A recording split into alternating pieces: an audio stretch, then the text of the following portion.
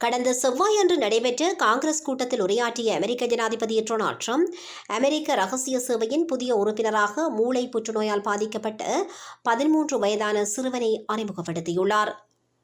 ஜூஸ்டன் police சீருடையில் பிரதிநிதிகள் சபையின் பார்வையாளர் பகுதியில் தனது தந்தையுடன் அமர்ந்திருந்த சிறுவன் டேனியல் எப்போதும் ஒரு போலீஸ் அதிகாரியாக வேண்டுமென்று கனவு கண்டதாக ட்ரம்ப் இதன்போது தெரிவித்தார். 2018 ஆண்டில் அவருக்கு புற்றுநோய் இருப்பது கண்டறியப்பட்டுள்ளது. எனினும் மருத்துவர்கள் அவருக்கு அதிகபட்சமாக 5 மாதங்களே வாழ முடியும் என்று சான்றளித்தனர்.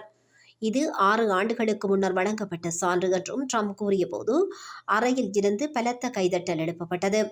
இந்த நிலையில் இன்று இரவு டிஜேஐ எங்கள் புதிய ரகசிய சேவை இயக்குனர் ஜீன் கரனிடம் உங்களை அமெரிக்க ரகசிய சேவையின் முகவராக அதிகாரப்பூர்வமாக மாற்றுமாறு கேட்டுக்கொள்கின்றேன் என்று ட்ரம்ப் குறிப்பிட்டுள்ளார்.